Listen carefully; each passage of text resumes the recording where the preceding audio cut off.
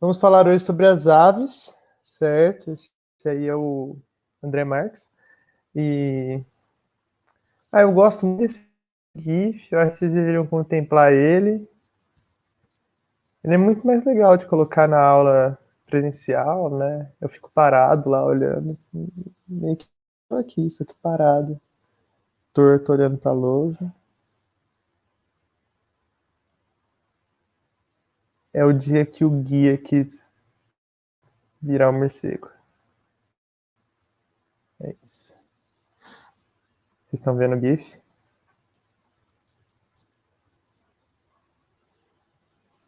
Enfim, eu acho isso. Bom, então tá. A aula de hoje são aves.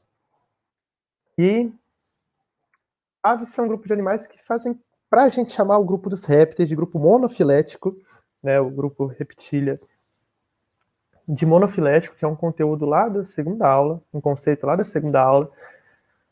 Então, o grupo monofilético é quando você faz uma representação sistemática, de uma representação classificatória, de acordo com os conceitos adequados da biologia, evolutivamente e tudo mais, em que você não está deixando de representar nenhum dos grupos que estão dentro desse grupo.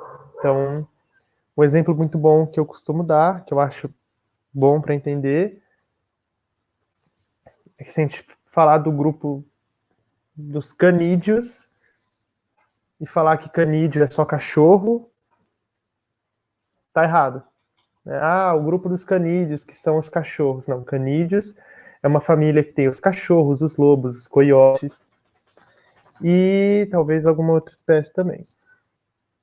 Na verdade, canídeo é uma família, né? Tem várias coisas. Mas, por exemplo, o gênero Canis tem as espécies do cachorro, lobo e o coiote. E, por sinal, queria poder mostrar meus cachorros todos aqui no quarto, curtindo a vida, dormindo e bagunçando. Outro exemplo é o grupo dos primatas, né? Se a gente falar grupo dos primatas e os primatas, o chimpanzé, o gorila, o orangotango, o chimpanzé, o gorila, o orangotango e o sagui e os chimpanzés, os lêmures e os orangotangos. Em nenhum momento a gente falar que os humanos fazem parte do grupo dos primatas. Esse grupo é parafilético, tá faltando alguma coisa. Então, para o grupo dos primatas ser monofilético, precisa dos humanos nele. Assim como para a reptília ser um grupo monofilético, no qual estão representados todos os táxons, todos os grupos derivados do grupo reptília, que tiveram origem nesse grupo, as aves têm que fazer parte dele. Só para vocês perceberem que a coisa não é tão simples quanto parece. Falar, aves são uma classe. Né? Por sinal, as aves são mais próximas, mais parentes dos dinossauros de bracinhos curtos. Elas tiveram origem dentro desse grupo de dinossauros de bracinho curto, os terópodes. As aves são terópodes, na verdade, né? Fazem parte desse grupo de dinossauros, do grupo do T-Rex, dinossauros bípedes de bracinho curto, carnívoros. Elas são mais parentes, então, desses dinossauros de bracinho curto do que qualquer outro dinossauro é parente desses dinossauros, ou do que esses dinossauros são parentes de qualquer outro dinossauro. Inclusive, elas são mais parentes de qualquer dinossauro do que um pterossauro, por exemplo, ou até mesmo do que um crocodiliforme. E todos esses fazem parte do grupo chamado de Arcosáurea, que quem for estudar biologia, espero que vocês se interessem por entender melhor o que é isso. Bom, as aves, a grande questão... Vem aqui, Bona. Não dá, né, Bona? Meu cachorro tá cheirando aqui, querendo ver o que eu tô fazendo aqui. Então, a grande novidade evolutiva, a grande questão aí de como as aves conseguiram se adaptar a diversos nichos ecológicos, a diversos ambientes, principalmente se transportarem, né, migrarem de um local para outro, é da capacidade de voo. Então, a principal aquisição evolutiva das aves é o voo, e para isso elas tiveram adaptações na estrutura óssea, com ossos finos, leves e ocos. Esses ossos ocos bem como finos e leves, né, mas principalmente pelo fato de eles serem ocos, eles são chamados de ossos pneumáticos. Ossos pneumáticos são ligados a estruturas chamadas de sacos aéreos. Nem todos, mas alguns ossos pneumáticos são ligados aos sacos aéreos, que são estruturas do sistema respiratório, mas que não realizam trocas gasosas. A gente vai falar disso mais para frente novamente. Que servem para regular o volume do corpo das aves, mas também para o fluxo do ar para a respiração, mas respiração que de fato ocorre apenas no pulmão. As penas são uma estrutura altamente especializada das aves, vou falar delas em seguida. E, enfim, tem diversas adaptações de esqueleto, né? Os pinguins foram um grupo muito louco, por exemplo, que se adaptou para... O esqueleto deles foi adaptado para natação, né? Toda a anatomia óssea deles adaptou-se para isso. E as aves têm uma característica que é única de aves e que, bom, é comum aos dinossauros, os terópodes, né, os bracinhos curtos, que é a quilha. Quilha é um osso, que vocês estão vendo aqui, certo? Faz um Y assim. Bem como elas têm um músculo peitoral, né, 2 músculos peitorais, na verdade, é um complexo, né, chamado de músculo peitoral. Tem o grande peitoral e o pequeno peitoral, que, bom, a quilha e esses músculos articulados a ela são responsáveis pelo movimento das asas. Então, é a partir do movimento desses músculos que as aves abrem e fecham as asas. São músculos bastante potentes, certo? As penas são uma estrutura especializada, como eu já falei, então existe todo um estudo muito aprofundado da evolução das penas, que é um aspecto incrível da evolução, e da anatomia, como vocês estão vendo aqui, existem nomenclaturas, nomes específicos para as estruturas da pena, mas vestibular dificilmente vai falar disso, não tem muito porquê. E as penas, elas não estão presentes só nas aves, né? As penas estão presentes também em alguns dinossauros. A partir dos fósseis, constatou-se que eles tinham penas, inclusive em fósseis, principalmente, né, em fósseis de âmbar, mas existem fósseis em rocha também que foram preservadas penas, que podem ser atribuídas a dinossauros. Só que as penas dos dinossauros, provavelmente, elas eram uma adaptação importante para acasalamento, ou mesmo também para isolamento térmico, né, para evitar aquecimento corporal, ou para evitar resfriamento corporal, enfim, isolamento térmico, né, evitar mudanças da temperatura corporal, mudanças drásticas da temperatura corporal. Essa é uma espécie de raptor, tá, do grupo dos Velociraptors, e que o estudo da mecânica, da biomecânica dos braços, né, repletos de penas desses dinossauros, ele indica que esse braço de penas era importante para um golpe muito forte. Vocês já pegaram uma vassoura, de repente só o cabo da vassoura, e moveram bem forte no ar, assim? Pega uma vassoura aí na tua casa agora e fica movendo aí, bem forte, de um lado para o outro. Assim, vocês vão ouvir um zum, zum, zum. Se vocês pegarem um leque, então, se tiverem oportunidade de pegar um leque, pega um leque e bate ele forte, né, ele aberto. Cuidado para não quebrar, né, se for seu, tudo bem, mas se for da sua mãe, de algum parente, enfim, cuidado para não quebrar o leque. Minha mãe não gostaria que eu quebrasse o leque dela, por exemplo, porque eu já devo ter feito isso algumas vezes. E então, se você pegar e mover o leque bem forte no ar, inclusive o leque era usado como uma arma no Japão, eventualmente, dá para ouvir o barulho, enfim. Ele faz um impacto no vento. Não entendo exatamente de física para dizer se existe impacto no vento. Não está bem adequado fisicamente falando, mas enfim. Constatou-se que o movimento do braço com as penas trazia um impacto maior, maior velocidade e um impacto maior. Então era importante para capturar as presas, para atacar, né? Enfim, tipo de coisa que o vestibular provavelmente não vai cobrar, mas estamos aí. Por fim, esse GIF, acho que ele começou certo, tá? Começa agora. Ele mostra a transição da evolução das asas, né?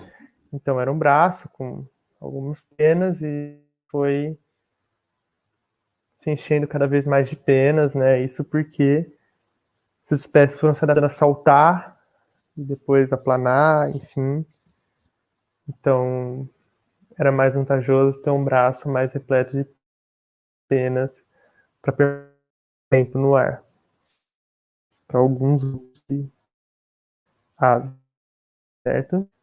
E esse, por fim, mostra a evolução da pena, que eu já mostrei a anatomia final dela, né? É importante notar que nem todas as aves chegaram no estágio... Na verdade, provavelmente todas as aves que vivem hoje chegaram no estágio 5, mas nem todas estão com as penas no estágio 5, né? Algumas tiveram uma regressão. A evolução, ela tem regressões também, ela não é mais complexa, né?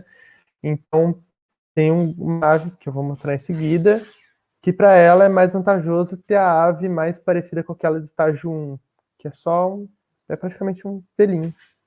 Ó, vai chegar de novo lá. Essa estágio 1. Então, bom, nem todas as aves voam, né? E eu adoro aves, acho que já deu para perceber, porque eu já devo ter falado uns quase 10 minutos sobre coisas que talvez não vão cair no vestibular.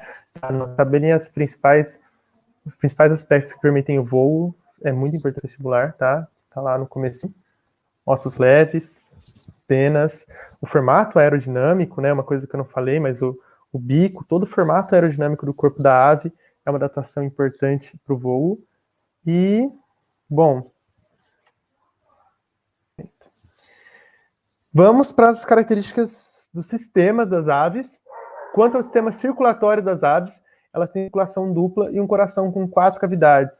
Não tem muito segredo nisso aí, gente. Isso é exatamente igual ao nosso sistema circulatório e a gente vai começar a abordar isso, a anatomia humana comparada com outros grupos, na verdade, anatomia de mamíferos, enfim, anatomia, sem ser na semana que vem, na outra. E as aves têm circulação dupla, vamos explicar para não deixar ninguém com dúvida. Circulação dupla significa que existem 2 circuitos no caminho do sangue, então o circuito ou a circulação pulmonar e a circulação, ou enfim, circuito sistêmico ou circulação sistêmica, né? Então em uma o sangue vai para o pulmão, ele está azul porque ele está com pouco oxigênio, no pulmão ele recebe oxigênio, volta para o coração com bastante oxigênio, do coração o sangue é bombeado para os sistemas, chamada circulação sistêmica. Corações de aves têm 4 cavidades, 2 átrios e 2 ventrículos, assim como o nosso coração também tem essas mesmas 4 cavidades, nenhum segredo. Quanto a isso aqui, são semelhantes a nós, mamíferos também, animais homeotérmicos ou endotérmicos, então, nossa, a grande parte das aves, sempre tem exceções, né? Eu acho que eu não cheguei a estudar nenhuma exceção no curso. De mamíferos eu lembro de ter visto, mas em aves não. Então, do fato de as aves serem 99,9% espécies de animais homeotérmicos, o que significa que elas conseguem regular a própria temperatura e manter a temperatura corporal constante. Homeo igual, então a temperatura do térmico aí é mantida constante. E endotérmicos porque eles conseguem gerar temperatura, gerar calor interno. Não depende da temperatura externa, né? Para ter calor. A circulação das aves é completa, o que significa que não tem mistura de sangue oxigenado com sangue desoxigenado. É só isso. Tá? A gente viu que alguns répteis têm circulação incompleta e anfíbios todos têm circulação incompleta. Ou seja, bom, tendo um ventrículo somente, ocorre mistura entre sangue oxigenado e desoxigenado nesse ventrículo. Falando assim, toscamente, oxigenado e desoxigenado. As aves excretam ácido úrico e isso é muito importante para a economia de água. Então, a gente já falou, ao longo dessas últimas aulas, dos 3 tipos de excreta. sendo a amônia. A amônia é o tipo de excreta que mais contém água na sua composição, mas é liberada por animais que vivem no ambiente aquático, na sua grande maioria, então, peixe de água doce e anfíbios na fase larval, e eles não têm necessidade de reter água, de economizar água. Então é mais simples liberar a amônia, que é um tipo de excreta que depende de menos energia para ser consumida. Ureia, bom, é intermediário, sem mais delongas. E a excreção, o ácido úrico. Ácido úrico é o tipo de excreta que menos tem água na sua composição, mas que leva mais energia para ser, depende de mais energia para ser produzido o ácido úrico. Mas é mais vantajoso gastar essa energia do que perder muita água se tivesse sendo liberada amônia, por exemplo. Ainda quanto ao sistema excretor, aves marinhas têm glândulas de sal e glândulas de sal servem para eliminar excesso de sal. É isso. Às vezes essas glândulas ficam perto do bico, o bico não é bem, né, seria mais ou menos aqui, mas enfim, elas liberam sal para não ficar com excesso de sal no corpo. Elas podem liberar isso no ácido úrico também, junto com o ácido úrico na sua urina, mais ou menos assim dizendo, mas é muito sal. O Gabriel perguntou uma pergunta bastante desafiadora, e quem absorve a amônia é só as plantas, né?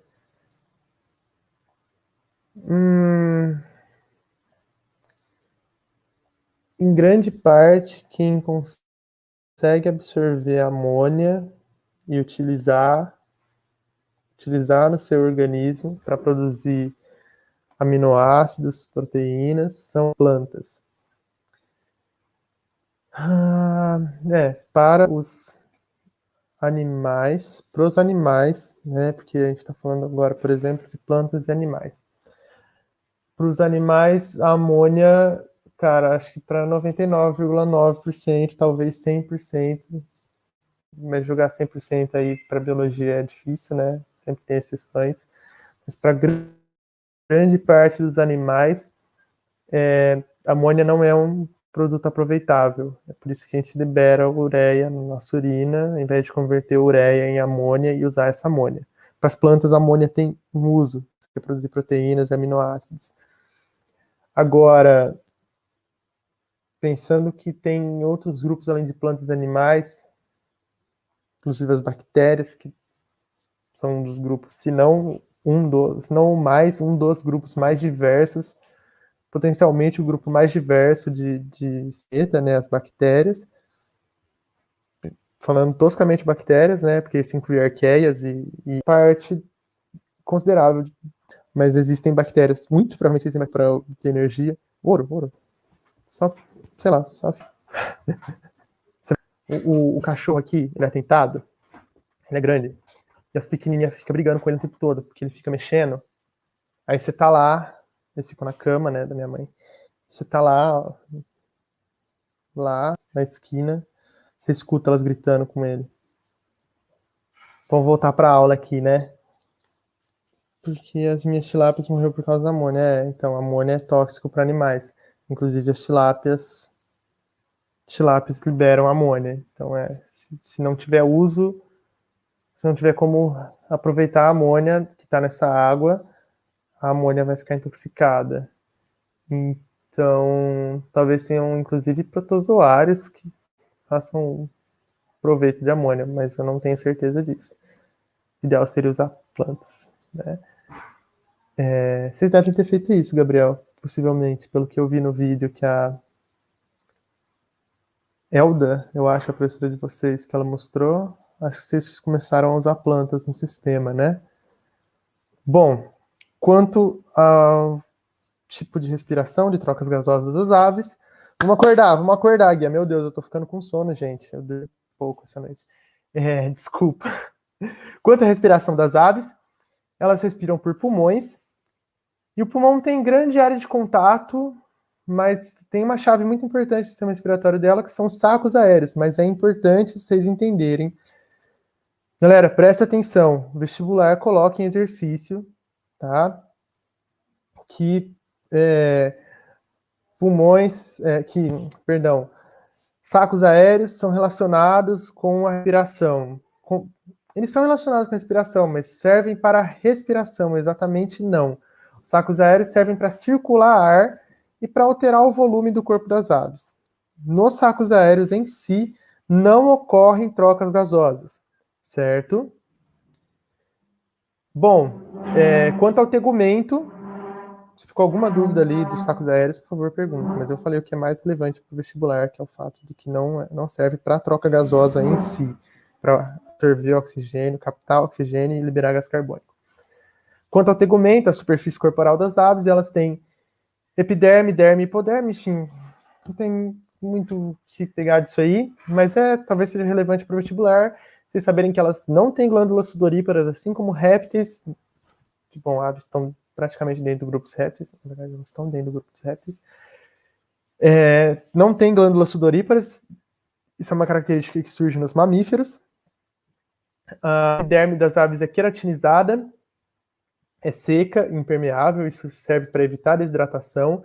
Então você imagina que tem aves que ficam muitos dias, semanas, talvez meses, migrando, voando do polo norte para o polo sul, e elas precisam evitar desidratação, né? Então elas têm o ácido úrico como forma discreta para evitar desidratação, e outra adaptação importante é ter a epiderme bastante queratinizada, seca e impermeável, que uma coisa está relacionada à outra, assim como são as dos répteis. Só que as penas não são impermeáveis. Isso é importante. As penas das aves não são impermeáveis. E aí tem uma estrutura que é única de aves, que é a glândula uropigiana. Bom, as glândulas uropigianas, elas servem para liberar uma secreção oleosa ou oleaginosa, enfim. A partir dessa glândula é produzida uma secreção oleaginosa, um óleozinho, um óleo, né? E que serve para impermeabilizar penas. Então, é por isso que se você jogar, não façam isso em casa. Provavelmente vocês nem têm um pato em casa, mas supondo que vocês tenham ou que não tem, enfim, não façam isso. Se vocês pegarem um pato e jogarem detergente no pato e colocarem o pato na água, ele vai afundar. Vai afundar, não vai conseguir ficar nadando. O detergente, que é uma substância que a gente faz daqui a 2 semanas, lembrar disso, é uma substância emulsificante, ou seja, que quebra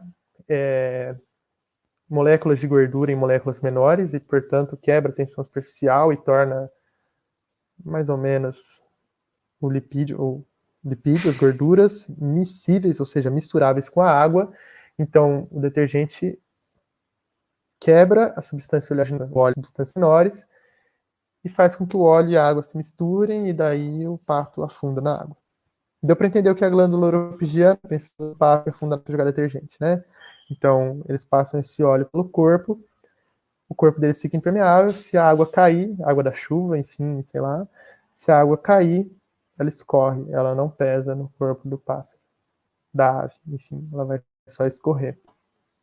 Enfim, era o pato. Nem me fala de pato, mano.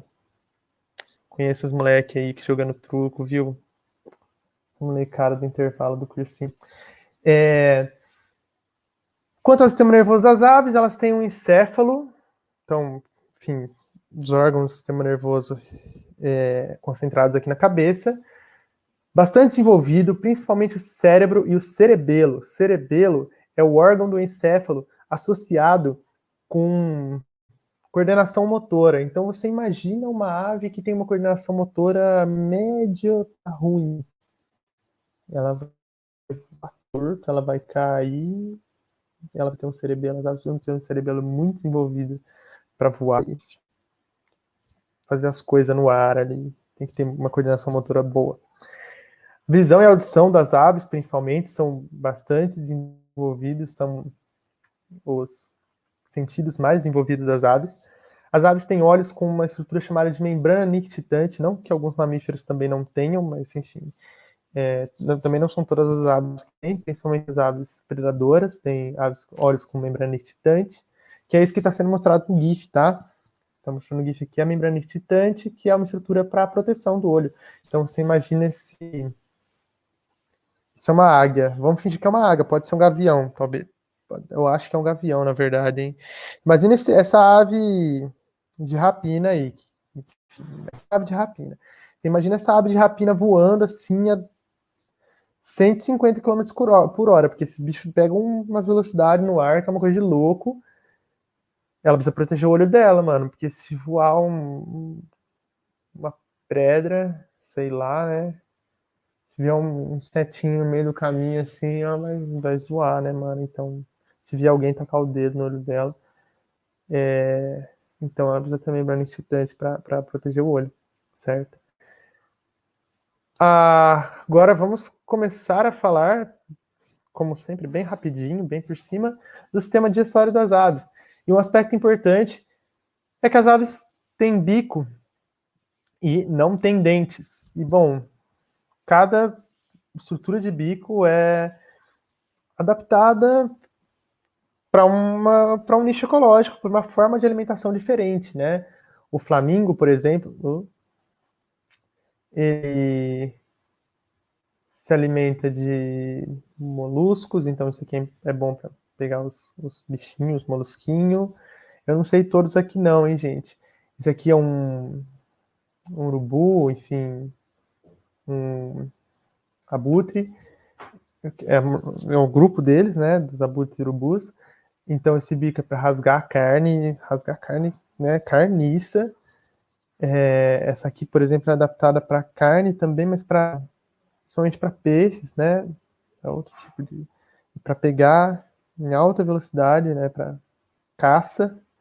O pelicano, ele tem um bico que é para pesca, né? Para conseguir pegar peixes. Esse aqui, peraí, antes dele, o pica-pau, né? Que tem o bico bom para perfurar a madeira. E esse aqui é o Horn Sonoris Bill. É o. Como é que é? Crossbill.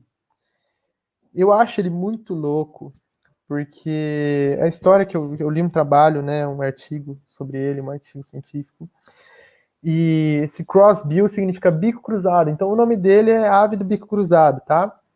Tá vendo que o bico dele é cruzadinho, né? É esquisito de ver até. E esse bico ele é bom para pegar. Esse bico é bom para pegar. É que eu li a pergunta aqui e me desconcentrei. Estava pensando em como responder. Para pegar pinha, tipo pinhãozinho, né? Já viram pinha, né? Aquele fruto de árvore de gimnosperma. Então, eles retiram. É muito prático, otimiza eles a retirarem o pinhão que comem, né, com esse bico. E os caras, para testarem isso, para ver se isso era realmente uma adaptação, se era válido pensar, esses bichos são melhor adaptados mesmo para se alimentar assim, eles pegaram, dividiram em dois grupos. Um grupo eles deixaram normal, com o bico assim, dobradinho, e o outro eles cortaram a ponta do bico. Deixaram o bico, tipo, redondinho, tipo redondinho, assim, sei lá, sem a pontinha dobrada, cruzada. Bom, os que tinham a pontinha cruzada se alimentavam mais rápido do que os que não tinham. É isso. Vamos ver as perguntas aqui. Como que o pombo ouve, guia? Não tem ouvido aquela praga? Eu tenho uma resposta simples para você, cara. Você não tá vendo o pombo? O fone de ouvido? É? Não, você ainda não fez sentido. Pergunta pro namorado da perdida. Da perdida, Júlia Bassett. Pergunta como que ele ouve. Já viram a lenda que algumas ferramentas foram feitas a partir das observações das aves, como aves que comem castanhas igual alicate e a morsa? Cara, Gabriel, tem muita coisa na engenharia, no mundo, que foi feita a partir de observação da biologia, né? O nome disso é bioengenharia ou biomimética, né? Biomimética é como o design, a engenharia pode se aproveitar dos designs naturais, biológicos, para criar coisas da hora, coisas úteis e boas. Mas dá para falar muita coisa disso. Se o pelo cobre, as penas cobrem. Eles devem, na verdade, não sei exatamente se aves têm ouvido, para ser sincero, né? Eu vou pesquisar isso depois. Mas sabe que sapo tem audição, mas sapo não tem ouvido, eles têm a membrana timpânica, né? Então, não sei como é que é o sistema auditório das aves, para ser sincero. Eu acho de verdade o sistema auditório um negócio muito interessante, a mecânica da audição, então é uma coisa a se pesquisar, assim. Uma ótima pergunta. Muito obrigado por participar, gente. Isso é o que dá energia pro professor, o que dá vontade dele continuar, certo? Obrigado. Sério, fico feliz de verdade. Vamos parar de enrolar o sistema de história das aves. Bom, tem uma série de coisas que são comuns a outros grupos. E a estrutura mais diferente, assim, é a moela, que é um órgão que serve para armazenamento e amolecimento. Então, a moela... Cadê? Aqui. Armazenamento e amolecimento de substâncias, enfim, alimentos. E o papo é para armazenamento somente, né? O armazenamento ali, conter o alimento um tempo ali. Proventrículo é um nomezinho diferente também, que, bom, funciona basicamente como um estômago. Então, eu vi na net uma vez que talvez ele sinta vibração, sei lá. Então, provavelmente é uma membrana timpânica que as aves têm. Se eles só sentem a vibração, né? Deve ser alguma coisa assim. E, bom, enfim, os demais órgãos aí servem para digestão e absorção e o vestibular não vai cobrar sistema digestório de aves. Quanto à reprodução, isso significa que a gente já está acabando o conteúdo da aula, provavelmente. Aves são animais dioicos, que significa que elas têm organismos com aparelho reprodutivo masculino, que são os machos, e organismos com aparelho reprodutivo feminino, que são as fêmeas. Aves realizam fecundação interna, portanto, o óvulo é fecundado pelo espermatozoide dentro do corpo da fêmea. Aves são animais ovíparos, e significa que elas botam o ovo no meio externo, certo? Todas as aves produzem um ovo que é liberado no meio externo e tem desenvolvimento direto, que significa basicamente que elas não têm fase larval, ou seja, elas já nascem com a estrutura anatômica, sai daqui, com a estrutura anatômica semelhante à dos adultos, só precisam crescer e passar por maturação sexual. O coronavírus travou meu negócio aqui. Ah, meu Deus.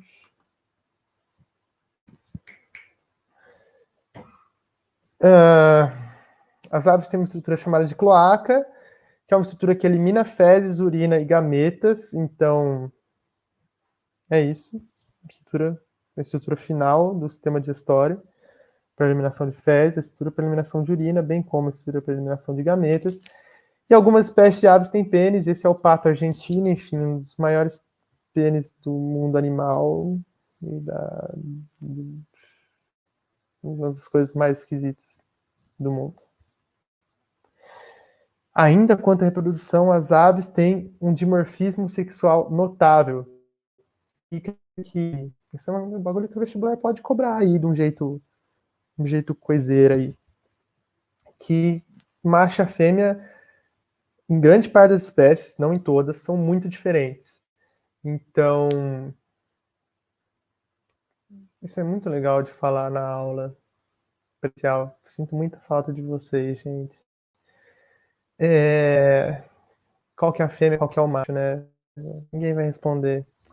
O macho é esse verdinho, a fêmea... Não, perdão. O que eu tô falando? A fêmea é esse verdinho mais apagado e o macho mais colorido, que faz dancinha louca. Aqui, bom, vocês já sabem, o macho, o pavão, né, é o mais vistoso, com as penas bonitonas, a fêmea, a pavoa, é essa mais apagada, que ela tá cagando pra ele. E, bom, nem todas as aves têm dimorfismo sexual. Pardais, tucanos, araras, enfim, todos os psitacídeos, né, papagaios e araras, todos os da família do tucano, não têm dimorfismo sexual. Mas tem muitas aves que têm dimorfismo sexual bem notável. Bentivi não tem. Beija-flor, não sei não. Mas canário,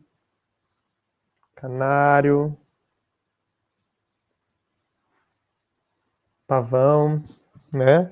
E aí tem questões, né, para vocês ficarem aí, meu Deus, será que eu vou passar no vestibular? Sim, vocês vão. Vocês são esforçados, vocês estão prestando atenção.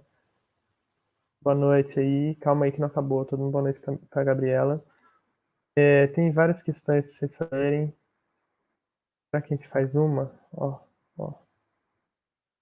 Nossa, gente. Vamos fazer uma. Vamos sortear aqui? Quantas questões? Acho que tem 8 questões.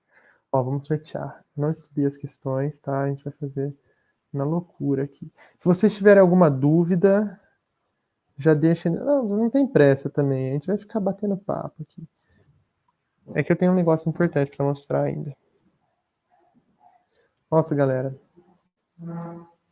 Tô feliz que vocês estão participando. Tô feliz que vocês estão aí. Ó, sortearam um número entre 1 e 8. Saiu o número 1. Juro pra vocês, saiu o número 1. Paia, né? Bom, tem uma tirinha. Adoro tirinhas, não gosto de ler tirinhas em voz alta. Acho meio esquisito. O rato do Nickelodeon está falando assim: não adianta, as baratas voam, botam ovos, fazem ninhos, mas baratas não são pássaros. E pare de fazer bico. E a barata chorando. A respeito do fenômeno referido pela tirinha acima, são feitas as seguintes afirmações. 1. As adaptações apresentadas no primeiro quadrinho, presentes em pássaros e baratas, são convergências adaptativas. Putz, caramba, Guia, você quer mesmo fazer essa questão? Bom, vamos, né? É sempre bom. 2. As asas das aves e as asas das baratas são órgãos análogos. 3. A presença de órgãos análogos entre duas espécies indica parentesco evolutivo. Bom, vamos falar de evolução, é sempre bom, né? Por sinal, vai estar rolando o evento Café com Evolução. Se inscrevam. É gratuito, é aberto a toda a população. Vai ser muito da hora. Sempre bom estudar evolução. Certo? Então, 1. As adaptações apresentadas no primeiro quadrinho, presentes pássaros e baratas, são convergências adaptativas? Quais são essas adaptações? As baratas voam, botam ovos e fazem ninho. Baratas e aves voam. Baratas e aves botam ovos, baratas e ovos fazem ninhos. Essas adaptações são convergências adaptativas. Convergências adaptativas, convergir significa que duas coisas que não eram iguais, ou seja, uma barata e uma pomba, tá? Não é muito diferente, né? Uma barata e um bem-te-vi, elas eram totalmente diferentes, mas elas, quer dizer, um ancestral comum de uma barata, um ancestral comum de um bem-te-vi, de um pombo, eram muito diferentes, mas desenvolveram características iguais. Isso é chamado de convergência adaptativa, quando convergiu para uma mesma adaptação, mas a mesma adaptação surgiu em dois momentos diferentes da história evolutiva. Então a afirmativa 1 é correta.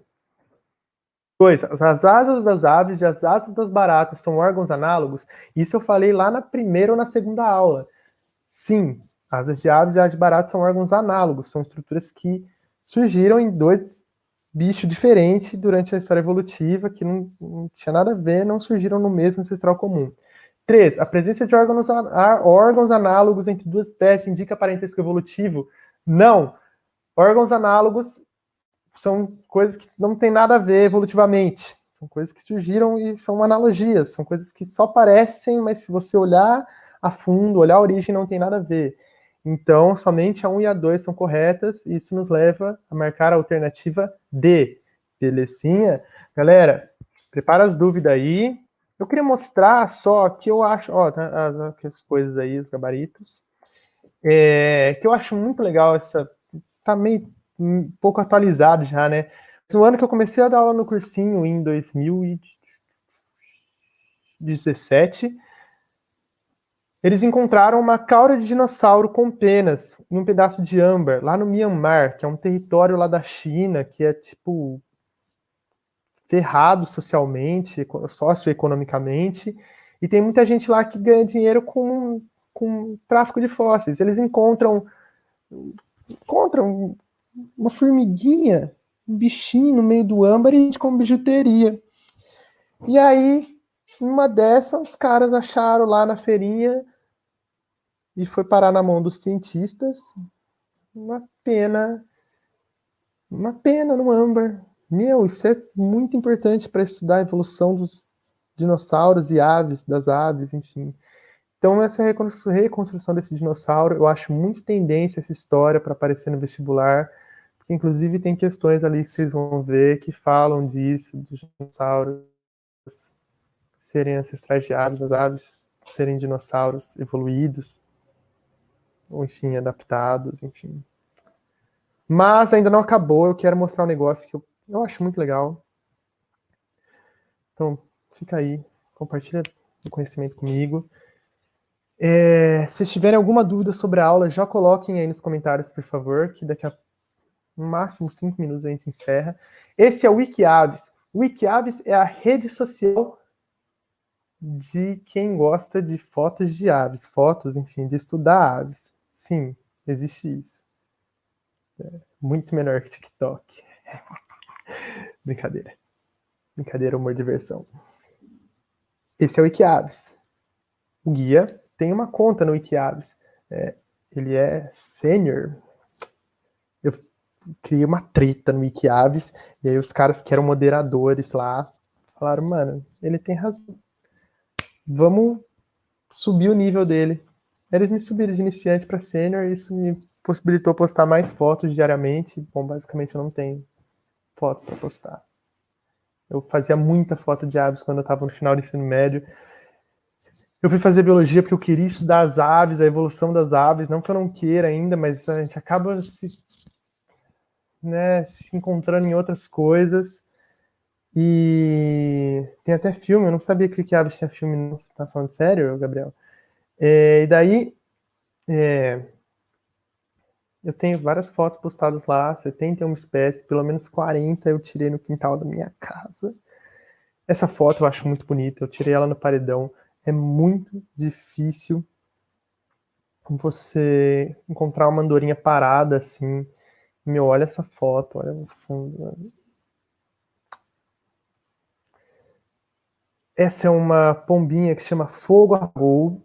Tirei lá no IP essa foto. E... Nossa, ela tem 3 patas? Não, brincadeira.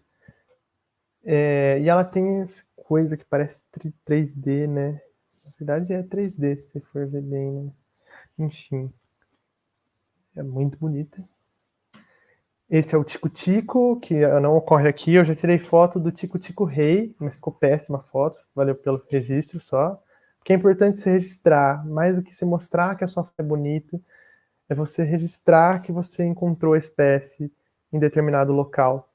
Esse tico-tico, eu tirei essa foto lá em São Paulo, no Horto Florestal, e ele estava brigando com o reflexo dele no retrovisor do carro. Esse aqui eu registrei, que tirei essa foto aqui ainda solteira, no paredão também. Ela parece muito com aquela outra ave lá, que eu sabia o nome na época, agora não sei mais. Enfim, bonitão. O ninho dele ficava lá no paredão mesmo, na árvore. Tá, e por que é legal isso aqui? Porque tá vendo aqui que tá escrito mapa de registros. Então essa ave é uma ave que ela é pouco avistada pelo Brasil e pelo estado de São Paulo também. Né? Tem avistado algumas vezes aqui no Mato Grosso, aqui no Rio Grande do Sul. Tá, um tanto aqui no estado de São Paulo, mas poucas vezes. Então o primeiro registro dessa espécie ainda solteira, publiquei. Isso é importante para estudar as aves, né? Para estudar a distribuição, onde elas vivem, para onde elas estão indo, Nossa, uma ave que só vive lá na Amazônia, veio parar no Rio Grande do Sul, como que isso aconteceu? Isso pode ter tido a ver com contrabando, entendeu? É muito bom. Essa é uma ave já um tanto mais comum, que é o tucano. Bom, essa ave eu tirei no zoológico, que é só para mostrar que ela... Ó, o estado de São Paulo aí, você praticamente não vê o delineamento dele, você só vê os pontinhos vermelhos. E é muito legal porque é um Wikipédia muito, muito mais fino, mais filtrado, né? Então, tem as informações todas aí, você pode clicar no play aqui e escutar o barulhinho que ele faz, a vocalização dele. O estado de conservação, se ele está em risco de extinção, como que é, se ele está vulnerável, se ele está de boa, no caso do tucano, tá de boaça. E, não devia ter colocado isso aqui, porque o YouTube pode achar ruim comigo, brincadeira, acho que não vai ter problema não. Essa foto eu registrei e ele não permite eu publicar, porque é uma ave exótica, assim, basicamente eu não tirei essa foto do Brasil também, mas eu acho essa foto muito bonita, mano. Boa noite, galera, fica aí pra acabar a noite de vocês, essa foto maravilhosa. Sacanagem, mano, mas essa foto eu achei ela bonita, mano, eu podia ter ganhado um prêmio da BBC, National Geographic com ela, tá ligado? Valeu, gente, boa noite. Muito obrigado aí pela presença de todos. Qualquer coisa, chama no WhatsApp.